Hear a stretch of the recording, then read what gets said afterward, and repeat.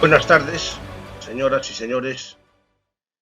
Continuando con la programación de la Real Liga Naval Española y de la Real Academia de la Mar, me toca hoy exponerles la batalla de Santiago de Cuba que marca el final del Imperio Español.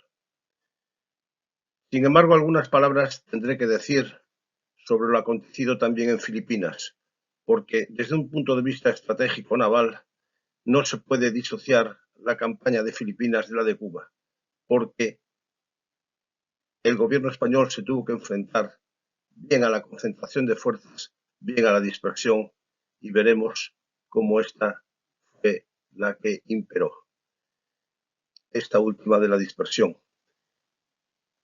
Por tanto, a pesar de que en el mes de diciembre del prepandémico año del 2018 di una conferencia en la Real Liga Naval Española sobre Cavite, hoy repetiré también algunas palabras sobre ese desdichado combate.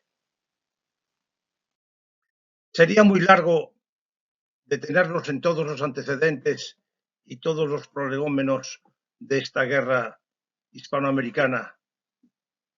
Para dar algunos datos, diré que recordarán todos la doctrina de América para los americanos del Monroe y el destino manifiesto y tantas políticas llevadas a cabo por los presidentes de los Estados Unidos para intentar comprar a España la isla de Cuba.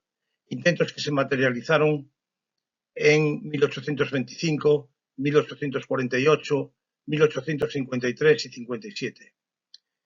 Precisamente en 1854 se publicó el Manifiesto de Ostende, a iniciativa del que luego sería el presidente Buchanan, en el cual se dice que Cuba es tan necesaria para la República Norteamericana como cualquiera de sus miembros actuales y pertenece, naturalmente, a la gran familia de los estados de los cuales la Unión es la providencial cuna. España sufrió 3 guerras hasta llegar a la guerra hispanoamericana. La Guerra Larga, que ganó Martínez Campos y terminó en la Paz de Zanjón, la Guerra Chiquita y, por fin, la Guerra de la Independencia de 1897 y que terminó en la Guerra Hispanoamericana al ver los norteamericanos, que los mambises no eran capaces de ganar la guerra.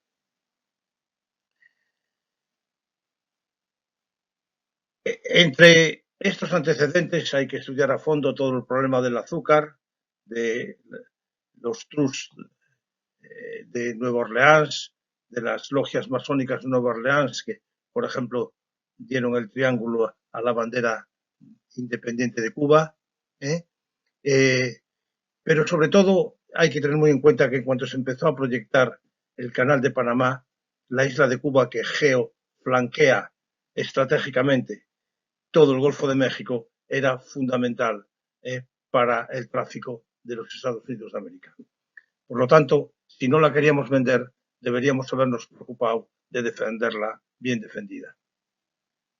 Las marinas españolas en Cuba y en Filipinas, porque se puede decir que en esta época la marina española es como si fueran 3 marinas, la destacada en Filipinas, la de Cuba y la de la península, estaban adaptadas a las guerras que allí se sostenían, como es lógico, y siguiendo ese principio estratégico de que tiene que haber proporcionalidad entre los fines y los medios.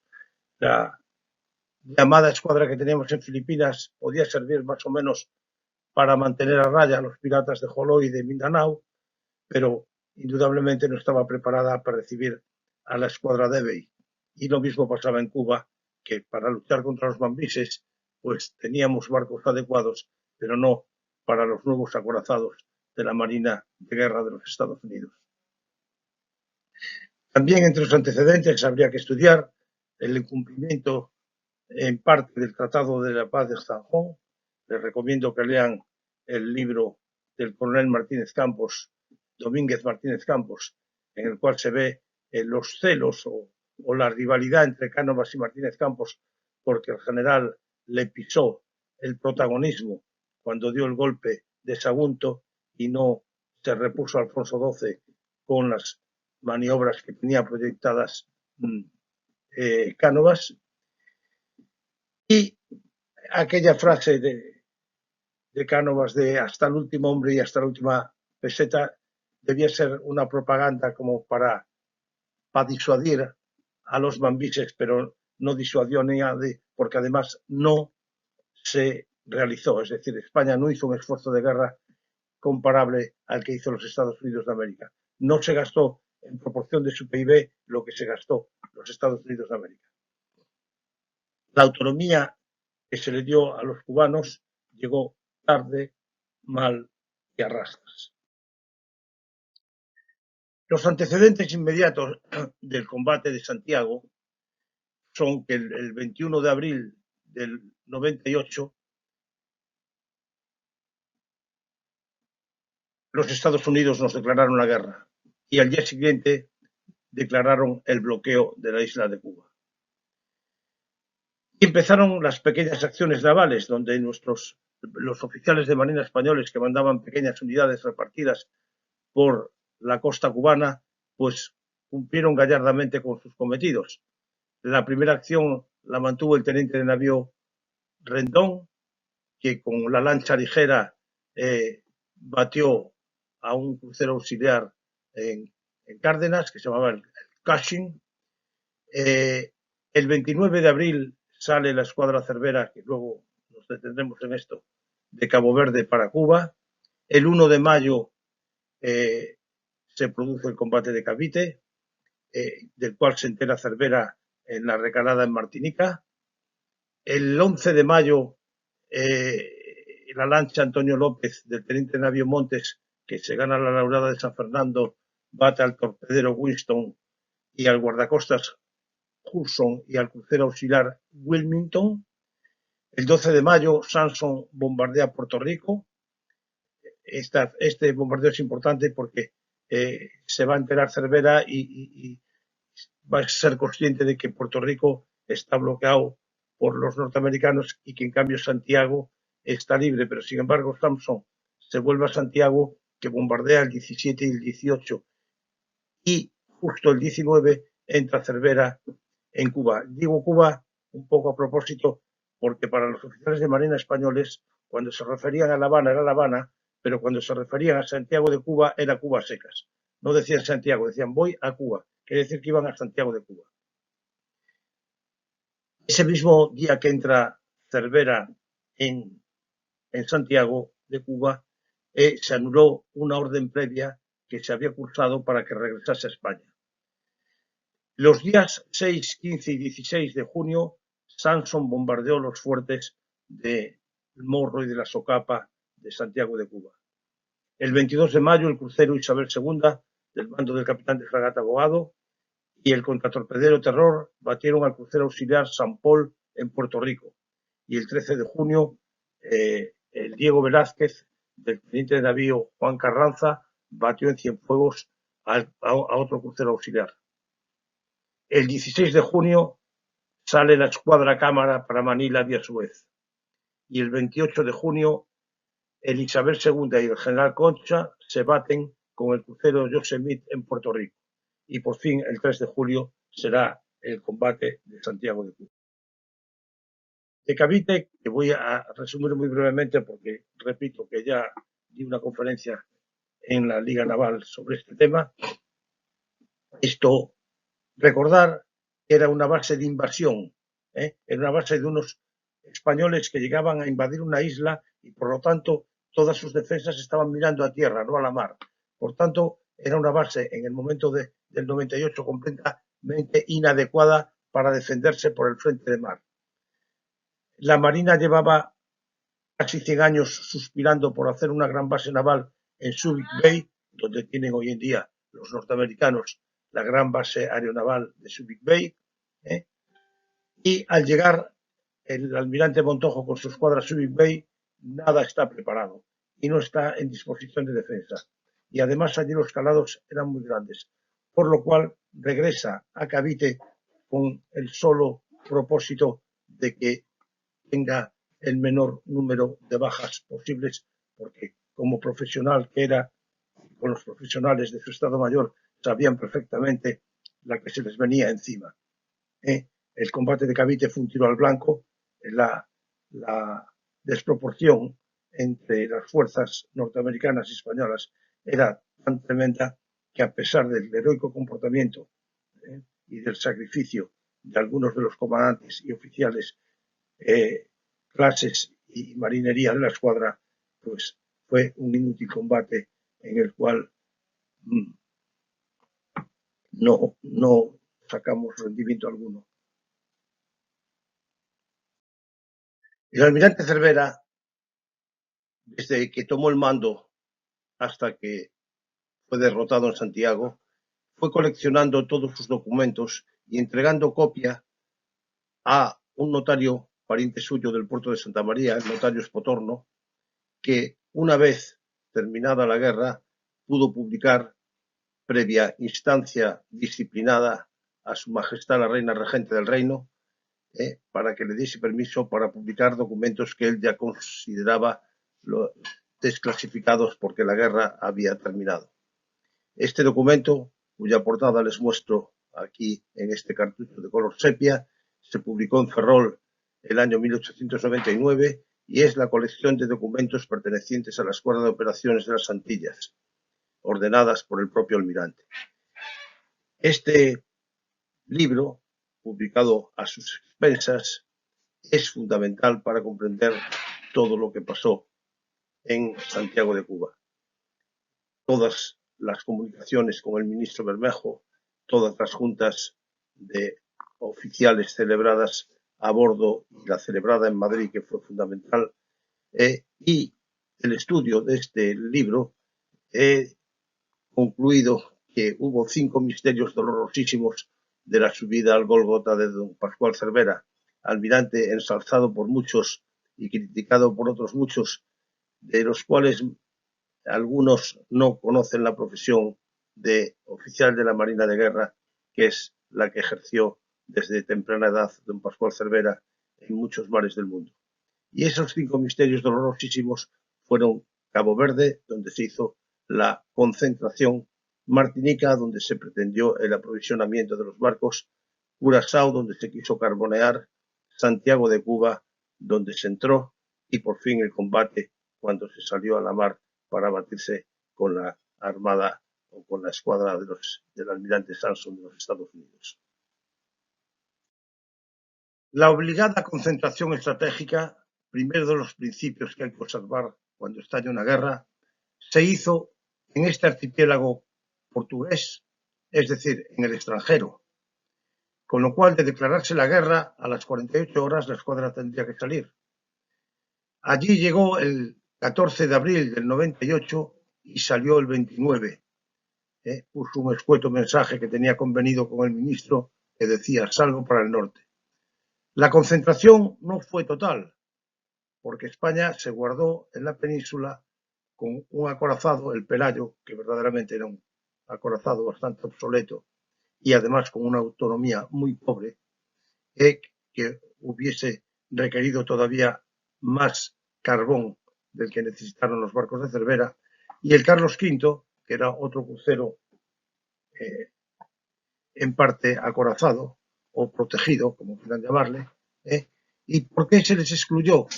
¿Y por qué se les dispuso para ir a Filipinas cuando Filipinas ya estaba completamente derrotada? Pues no lo entendieron, y así lo dicen en un acta los comandantes de Cervera, de Cervera, y nosotros seguimos sin entenderlo. Quizás porque esta decisión de concentrar en Cabo Verde se tomó un poco antes de la guerra, en el Ministerio de Marina. Querían alejar a la escuadra de Canarias para, caso de darle la orden, que no se quedasen allí con cualquier subterfugio y no quisiesen salir para las Antillas. Es la única explicación que veo posible. Porque el Vizcaya, que había ido a Nueva York a devolver la desgraciada visita que hizo el Maine a La Habana, llegó a La Habana, se reunió con el Oquendo, que estaba allí. Se le había mandado a La Habana para mostrar un poco lanceros acorazados españoles, y ambos, el 5 de marzo del 98, tienen que venir hasta Cabo Verde, con lo cual la suciedad del casco del Oquendo era enorme, perdió mucha velocidad y su consumo era mucho mayor. Por lo tanto, no entendemos por qué no se dio un rendezvous en otro punto de las Antillas y que Cervera se reuniese con estos dos barcos, pues, por ejemplo, en Cartagena de Indias o en la misma Martinica, ¿no? Pero el caso es que se les hizo volver a Cabo Verde para luego volver a Santiago. Después se tomó la absurda decisión del envío de la escuadra Cámara, que zarpó de Cádiz el 16 de junio, es decir, mes y medio más tarde de la derrota de Cavite, que los ingleses pararon, quizá para gran alivio del gobierno español, en Suez y no les dejaron seguir adelante. En la Junta de Jefes que celebró Cervera en Cabo Verde, y por eso dije que a lo mejor la única medida de concentrar en Cabo Verde era para alejarlos de la península y de Canarias, porque en esa junta se trató de desobedecer francamente la orden y volver a la península con los barcos o a las Canarias. Y uno de los comandantes declaró: sobrecastigados seríamos escarnecidos sin que nadie llegase a comprender ni lo sublime del sacrificio ni lo heroico de la resolución. Es decir, que sopesaron y desecharon la idea de la desobediencia y de regresar a Las Palmas o a la península, que es lo que parecía o le parecía al almirante Cervera lo más lógico. Porque la costa española, al mandar la escuadra a Cuba, se quedaba completamente desprotegida. Senso contrario, la escuadra norteamericana no vino a España a bombardear porque tenían miedo que los españoles fuesen a bombardear la costa este de los Estados Unidos, ¿no? Es el principio de la acción y reacción. Cervera, después de reunir a sus jefes y levantar acta de lo hablado en Cabo Verde, le pide al ministro que reúna a todos los almirantes de la Armada presentes en Madrid para que dictaminen si debe o no debe ir a las Antillas, si debe regresar a Canarias o si debe volver a la península. Se celebró esa junta, curiosamente, en las juntas de Marina reglamentariamente se hablaba de moderno antiguo, y el más moderno era el capitán de navío don Ramón Auñón y Villalón, era el más moderno y habló el primero, por tanto, y dijo que era imprescindible salir para las Antillas, y todos prácticamente se unieron a su comentario. 16 opinaron exactamente igual que él y 3 prácticamente igual, pero con ciertas llamadas a la concentración de los dos barcos que he señalado, el Pelayo y el Carlos V. Por aquel tiempo empezó a correr en España la teoría de que era necesario un nuevo Trafalgar para abandonar las colonias. Y se lo achacaron a Cánovas, pero el capitán de navío Poncas y Palau, que trató bastante a Cánovas, desmiente tal teoría. Para que vean el desatino de la ida de los cruceros Oquendo y Vizcaya desde La Habana a Cabo Verde, la distancia de La Habana a Tenerife son 4.099 millas, la de La Habana 3.863 a Cabo Verde y de Tenerife a Praia de Cabo Verde 800 millas. Por lo tanto, lo que le ahorraron a esos dos cruceros fue 48 horas de navegación, pero al resto de la escuadra Cervera la obligaron a hacer 576 millas más. Y vuelvo a repetir, ¿por qué no se preparó un rendezvous en las Antillas? Y veamos el segundo misterio.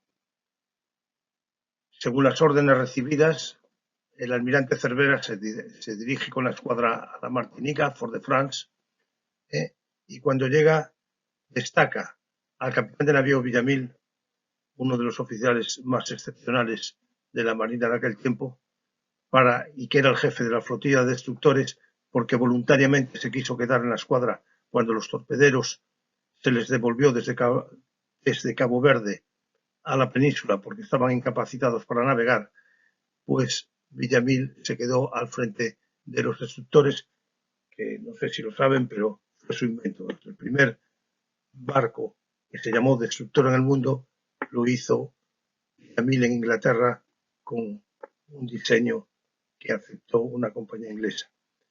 Y esto dio nombre a toda la serie de barcos que han llegado hasta nuestros días.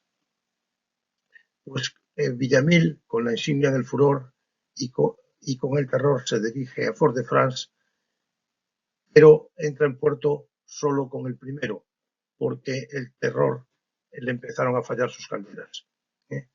En puerto estaba el vapor Alicante con carbón para la escuadra, pero es el capitán del Alicante el que le da noticias a Villamil de lo que está ocurriendo en el mundo.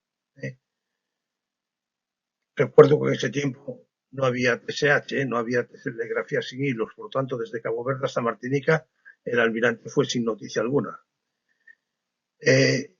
Villamil, una vez recabadas esas noticias, se tiene que escapar de puerto porque el gobernador francés, como ya se ha declarado el estado de guerra, dice que a la vista de la neutralidad francesa no puede salir a la mar porque un vapor norteamericano había zarpado 48 horas antes y tenía que darle un plazo para que Villamil no pudiese, digamos, apresar a ese mercante. Por tanto, Villamil pica sus amarras y sale a la mar. Y en la mar se encuentra abollado con el terror que requiere remolque y que se lo va a dar la escuadra, el mismo buque insignia del almirante Cervera. Una de las noticias fundamentales que aporta Villamil es que Puerto Rico está bloqueado y que Santiago de Cuba está libre. Y además le informa de la tragedia que ha ocurrido en el combate de Cavite. Y el tercer misterio es el carboneo en Curazao, donde debían esperar carboneros que el gobierno le dijo al almirante que tenía dispuestos para darle en Curazao. Pero al llegar allí, no solo recibe el frenazo del gobernador holandés que ordena que solo pueden entrar 2 barcos, sino que los carboneros españoles no están. Tiene que comprar las únicas 400 toneladas de carbón que están disponibles en los muelles de Curazao. Curazao fue una elección buena porque solo aumentaba 200 millas la derrota a Santiago. Y Cienfuegos fue desechado completamente por el almirante porque es un puerto que se convierte inmediatamente en una ratonera sin posibilidad de salida. El Teresa y el Vizcaya tuvieron 48 horas y ambos embarcaron 400 toneladas, que eran bastante insuficientes para repartir con el resto de los barcos, es decir, con el Colón, con el Oquendo y con los destructores. Para que vean, porque mucha gente acusa de derrotismo al almirante Cervera y de que era un derrotista total y que no tenía, digamos, voluntad de combatir. Después de que durante el mando de la escuadra había puesto cantidad de escritos, mensajes, telegramas, hablando de la precariedad de muchos de sus barcos, desde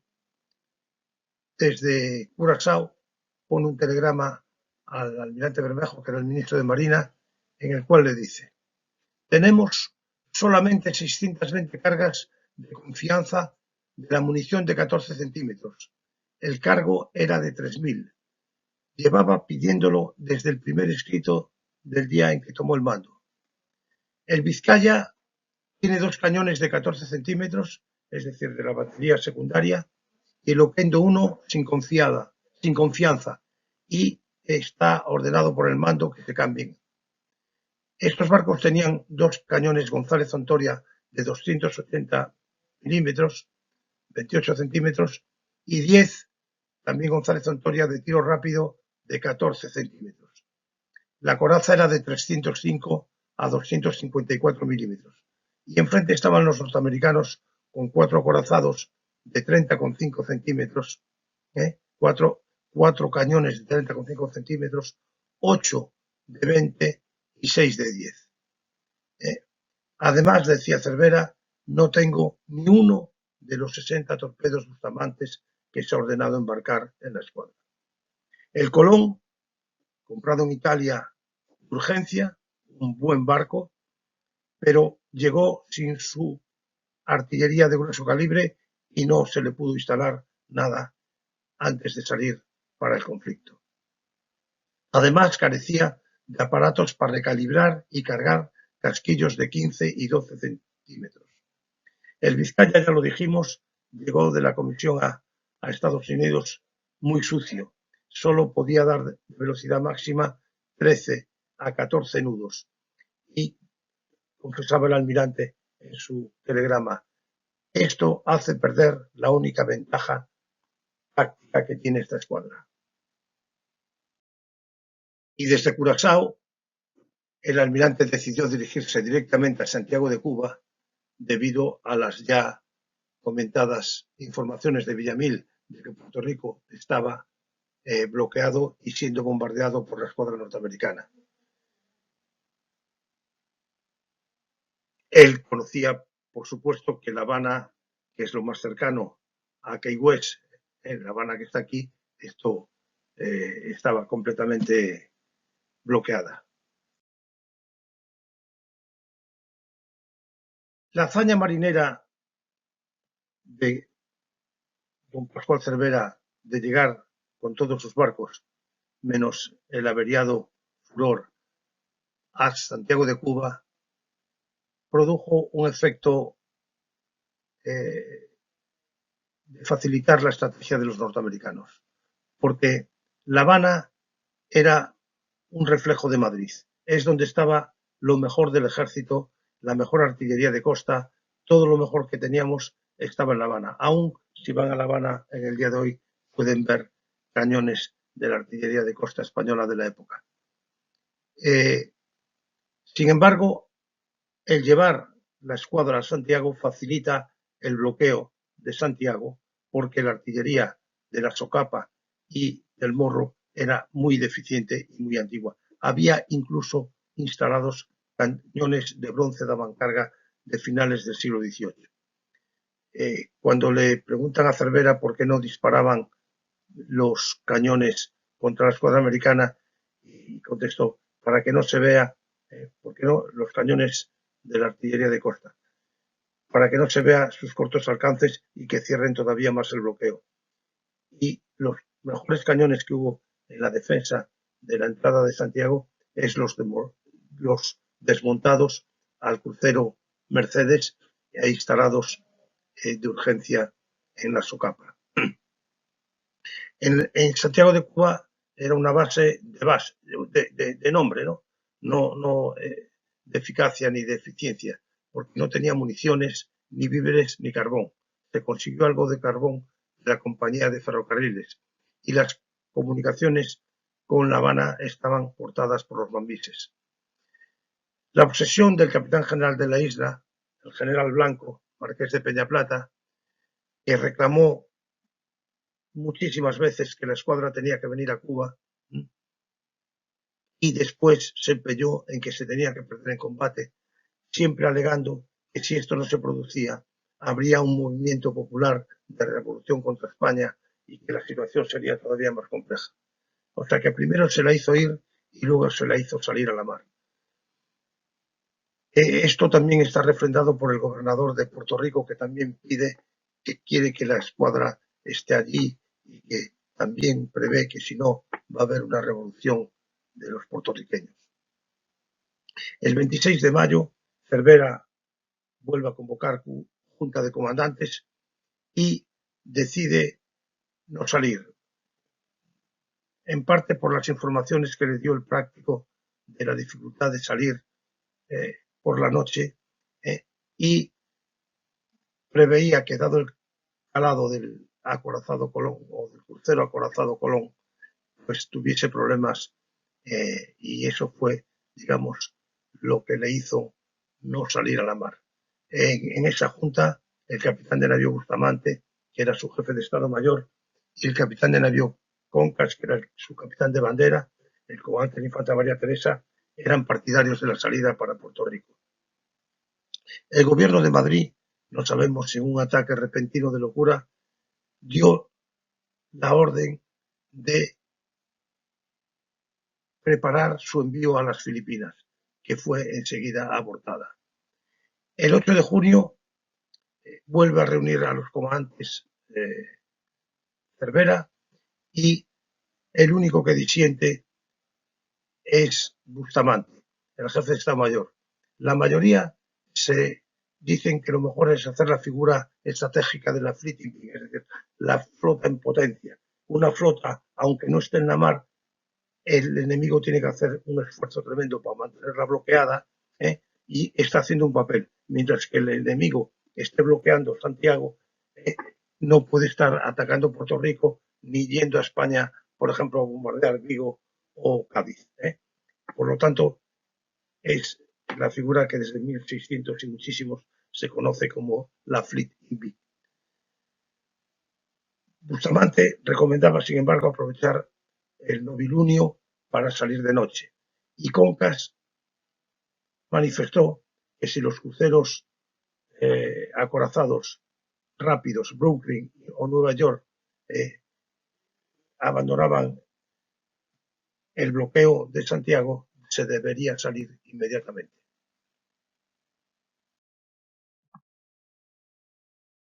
Las ordenanzas de la Armada de 1793 contemplaban dos cosas que van a darse en este combate de Santiago de Cuba.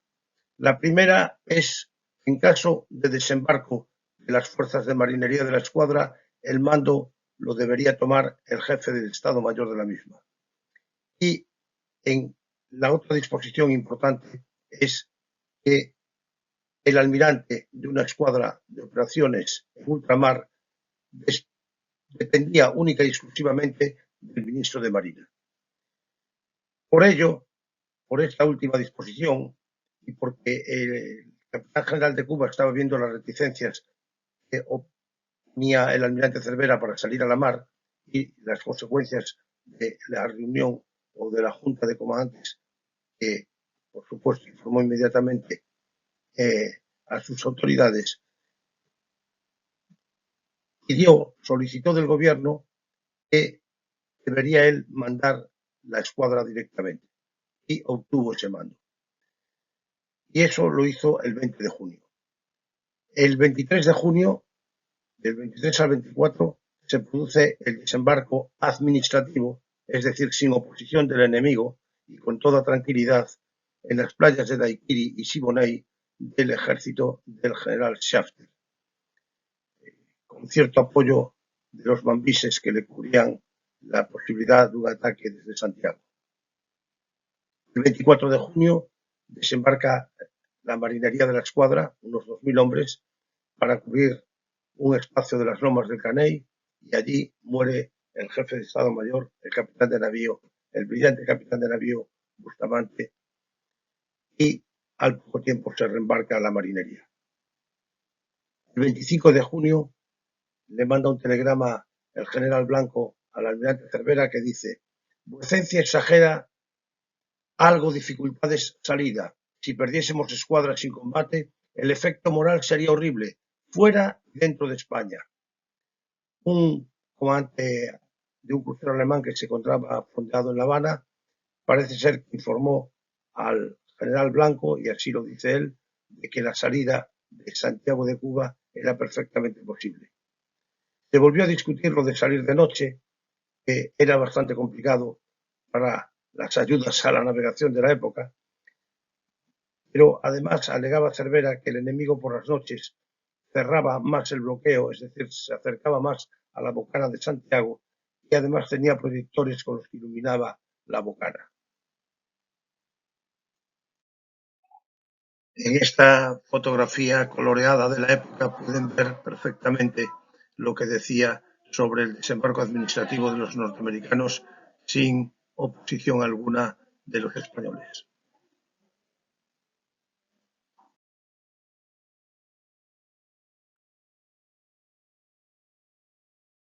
Para desgracia de España, el día 2 de julio, a la vista de la cantidad de bajas que su ejército estaba teniendo, por dos causas. Una, por los mosquitos, las enfermedades, la fiebre amarilla, las desinterías tropicales que estaban causando estragos en el ejército norteamericano.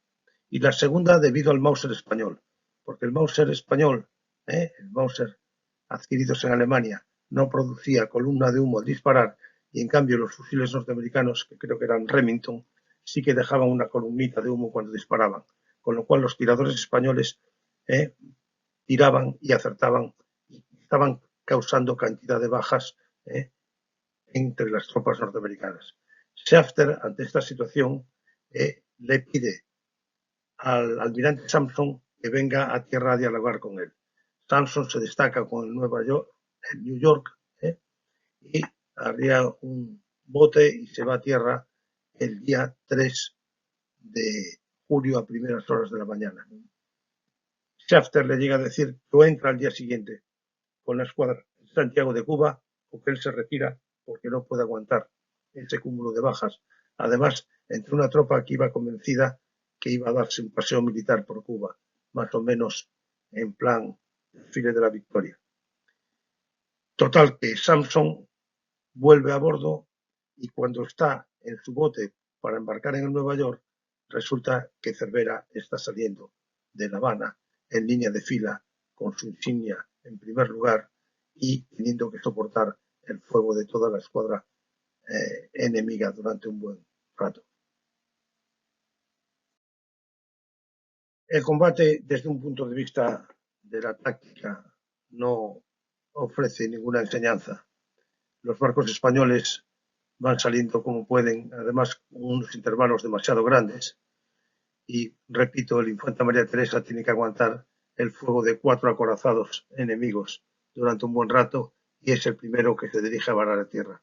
El almirante Cervera escogió esta derrota, la derrota llegada a la costa, igual que hizo Montojo, acoderándose en Cabique, para tener el menor número de ahogados posibles y el menor número de bajas.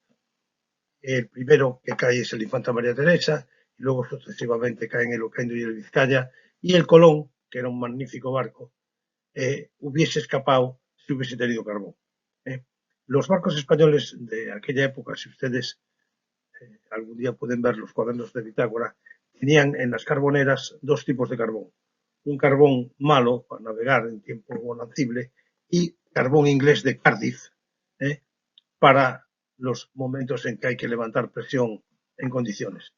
Y se ve en las anotaciones, toneladas de carbón, tantas, Cardiff, tantas. Pues el Colón ha agotado su Cardiff, quemó en las calderas los muebles de madera que tenía por cámaras y camarotes, hizo todo lo posible, pero finalmente, perseguido por toda la escuadra norteamericana, tuvo que dirigirse a varar como lo habían hecho los demás. Y allí se dieron escenas terribles de venganza por parte de los mambises sobre los pobres náufragos españoles, que es un desdoro para la historia de las guerras, ¿no? En cambio, la conducta de Sampson y de casi todos sus barcos, porque hubo alguno que no, fue caballerosa, ¿no? Era mucho mejor en el sentido moral, disciplina moral, la escuadra de Sampson que la escuadra de Debey en Filipinas, donde estaba un poco, por así decirlo, lo peor de cada casa.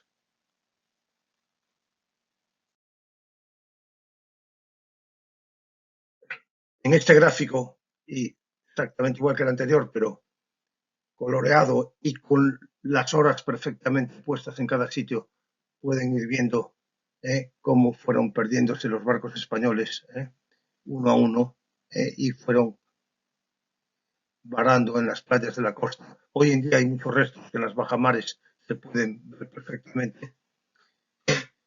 Al furor y al Plutón no les dio tiempo casi ni a salir porque los barrieron con la artillería de tiro rápida norteamericana y en casi la misma bocana y fueron los barcos que proporcionalmente sufrieron más bajas porque no tenían protección ninguna. Y aquí tienen eh, eh, el último español que al final de la derrota roja esta, que llega hasta el extremo izquierdo, según se mira la pantalla, que es el Colón, hasta que se le agotó el carbón. Por tanto, casi otro tiro al banco como el de Cavite, pero esta vez con los barcos españoles en movimiento. Y en esta media hora es todo lo que les quería decir. Muchísimas gracias por su atención.